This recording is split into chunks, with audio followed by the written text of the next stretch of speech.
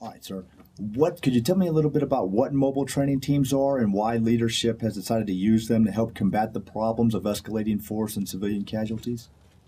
Yes, the mobile training teams are small teams comprised of about 4 to 5 personnel.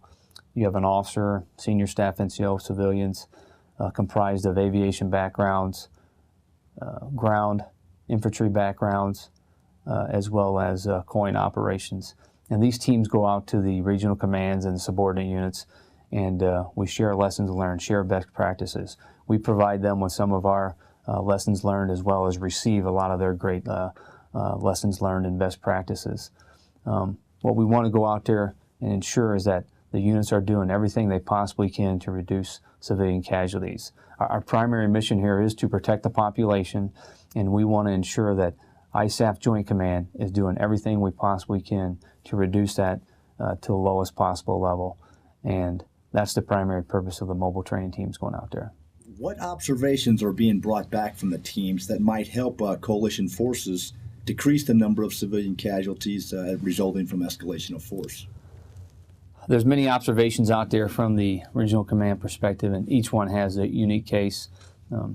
In Regional Command West, they do a great job of partnering with the local nationals, especially as the targeting process that we discussed earlier, getting both ISAF, Afghan National Security Forces, and the local community involved in that targeting process has truly made them be successful up there. It's also limited the number of times that they've actually had to go kinetic and able to use other means to resolve the crisis that is currently taking place.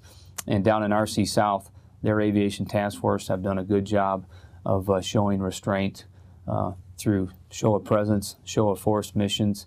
Again, not every time do you have to drop ordnance to resolve that issue, and they're doing a great job of showing restraint. And I would tell you that one of the little cycles they go through is they ask themselves 3 questions. That is, can we legally drop? So they want to make sure they've gone through all their procedures and they are legally able to drop.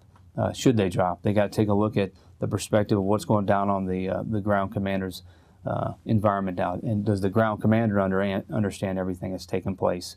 If they're in vicinity of any populated area, have they truly done a great job of making sure that there are no civilians involved? And then the last question they ask is, would he, being if a local elder was up there in the aircraft with them, would he drop? General McChrystal, if he was there with them, would he drop? President Karzai, if he was up in the plane with them, would he drop in that situation?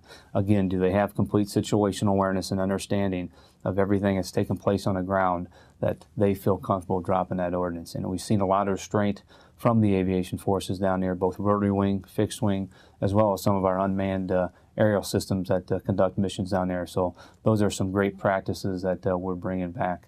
And I guess the last one I can cover is here in the Kabul area with Regional Command Capital.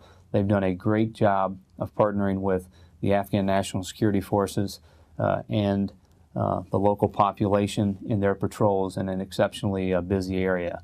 They frequently conduct patrols out in the Kabul area and have had very little problems with traffic, merging in and out of traffic, getting around all the checkpoints, because they developed great working relationships with the people. They trust each other, they respect each other, and they go out of the way to ensure that they are not ever harming anyone. So you mentioned working with the Afghans and how important that is.